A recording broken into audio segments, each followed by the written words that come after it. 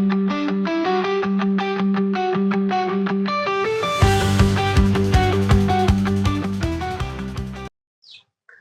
மக்களே, இப்போ நம்ம என்ன டிஷ் செய்ய போறோம்னா ஒயிட் சிக்கன் பிரியாணி.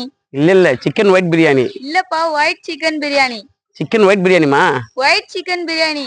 சரி, அது எதுவும் வேணாம், வெள்ளை பிரியாணி செய்ய போறோம். ஓகே, வாங்க சமைக்க போலாம். நல்லா கறியை சுத்தமா கழுவி எடுத்துக்கலாம். எடுத்துட்டு இதுல மசாலா போட்டு நல்லா மேரினேட் பண்ணி அதை வந்துட்டு 1 hour நம்ம ஊற வைக்கிறோம். ஸோ இது முடிச்ச பிறகு நம்ம எப்படி மேரினேட் பண்ணுன்றத காட்டுறேன்.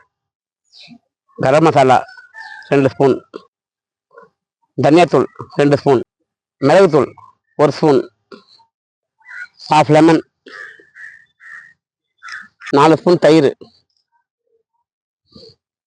தேவையான அளவு உப்பு, கடைசியாக அரைச்ச பச்சை மிளகா கொஞ்சம் சேர்த்துக்கலாம்.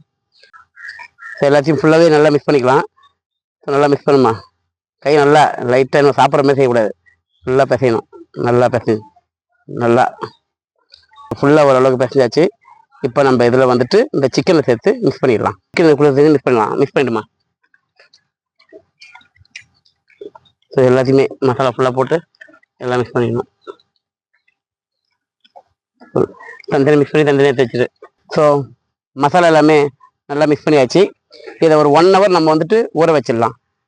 ஃப்ரிட்ஜ் இருக்கிறவங்க ஃப்ரிட்ஜில் வச்சுங்க, இல்லைன்னா நம்ம ஓரமாக வச்சுட்டு இதை போட்டு அடி கவுத்து மூடுறோம். ஓகே,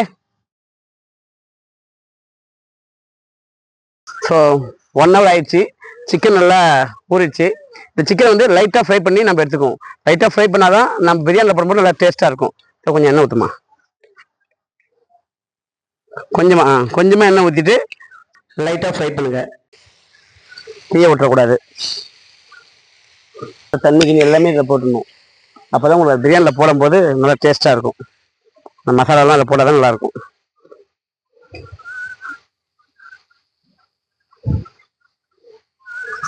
ஸோ நல்லா கிளறி விட்டுக்குவோம்.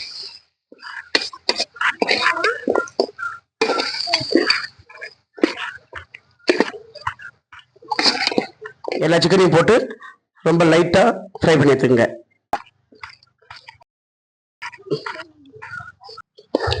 சிக்கன் லைட்டாக ஃப்ரை ஆகிடுச்சு. இதை எடுத்து வச்சுட்டு இப்போ பிரியாணி செய்ய போயிடலாம். எண்ணெய் ஊற்றியாச்சு. அது கூட பட்டை இலை எல்லாம் போட்டு நல்லா வதக்கலாம். ஸோ பட்டை இலை நல்லா வதங்கின அப்புறம் தேவையான வெங்காயம் சேர்த்துட்டு நல்லா வதக்கலாம்.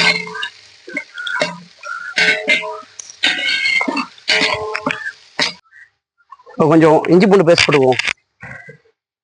இஞ்சி பூண்டு பேஸ்ட் போட்டால் தான் நல்லா வாசனையாகவும் நல்லா ஃப்ளேவராகவும் இருக்கும். ஸோ ஒரு கைப்பிடி புதினா, கொஞ்சமாக கொத்தமல்லி, இதை போட்டு நல்லா வதக்குவோம். ஸோ ஃப்ரை பண்ணி சிக்கனே இதில் போட்டுடலாம்.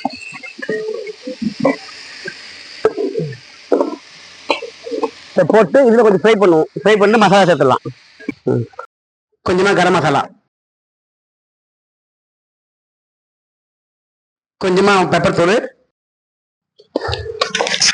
கொஞ்சமாக மஞ்சத்தூள் சேர்த்துக்கலாம்.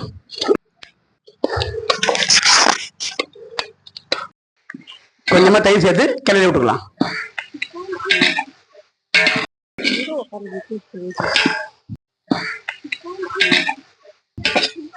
முந்திரி பயிரை 1 hour ஊற வச்சு கொஞ்சமாக பால் ஊற்றி அரைச்சி வச்சிருக்கேன். ஸோ அதுக்குள்ள போட்டுடலாம்.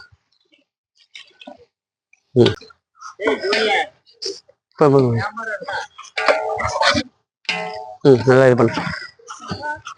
ஓகே, ஸோ தண்ணி கொதிக்க போகிறோம். ஸோ அரிசி வடை போடுறதுக்கு அதுக்கு 2 அன்னாச்சி பூ, ஒரு பட்டை இலை, கொஞ்சம் கொத்தமல்லி, கொஞ்சம் புதினா எல்லாத்தையுமே தண்ணியில் போட்டுடலாம். ஓகே,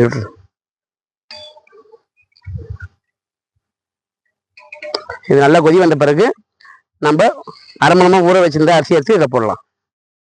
ஸோ தண்ணி கொதி வந்துச்சா பார்க்கலாம். ஓகே, நல்லா கொதி வந்திருக்கு. இப்போ நம்ம அரிசியை போட்டுடலாம். ஸோ அரிசியை இதில் போட்டுடலாம். ஸோ சாப்பாட்டுக்கு தேவையான உப்பு போட்டுக்குவோம். கிண்டி விட்டுருமா. ஸோ உப்பு போட்டுட்டு நம்ம மூடி வச்சிட்டோன்னா 3/4 வேக்காடு, அதாவது 75% வெந்தால் மட்டும் போதும். நம்ம அதுக்கப்புறம் தம் கட்டிக்கலாம். ஓகே, போதும். மூடிட்டோம். ஸோ சாதம் வெந்துச்சா பார்த்துடலாம். ஸோ அது கொஞ்சம் இருமா, நல்லா வெந்த மாதிரி தான் இருக்குது. ஓகே, வெந்திருக்கு.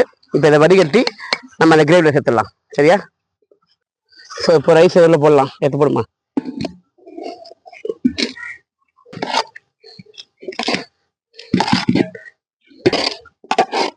ஸோ ஃபுல்லாக போட்டாச்சு. காட்டுமா.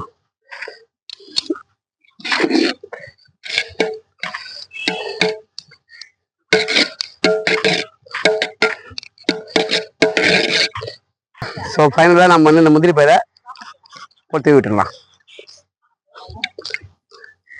ஓகேம்மா, இந்த புதினா கொத்தமல்லி ஃபுல்லாக தூவி விட்டுடலாம்.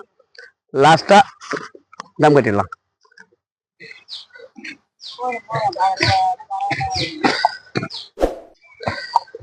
ஸோ தம் கட்டியாச்சு. ஒரு 20 நிமிஷம் வெயிட் பண்ணலாம். இந்தா ஸோ இன்னும் நல்லா தம்மாக இருக்கும். 20 நிமிஷம் ஆயிடுச்சு, எடுத்து பார்த்துருவோம். சூப்பர், அதை போட்டு விடுமா. இதுக்கு மேலே ஃப்ரை பண்ண ஆனியனை நல்லா தூவி விட்டுருங்க. ஒயிட் பிரியாணி சாரி வெள்ளை பிரியாணி ரெடி ஆயிடுச்சு. வாங்க எப்படி இருக்குதுன்னு பார்க்கலாம். ஸோ உள்ள இருக்கிற சிக்கன்லாம் உடையாம அழகாக கிண்டி இருக்கணும். பிரியாணி நல்லா சூப்பராக வந்திருக்கு. நான் சாப்பிட்டு பார்த்து டேஸ்ட் எப்படின்னு சொல்கிறேன். ஸோ சிக்கன் பார்த்தீங்கன்னா அப்புறம் நல்லா வெந்துக்குது. ஸோ சாப்பாடு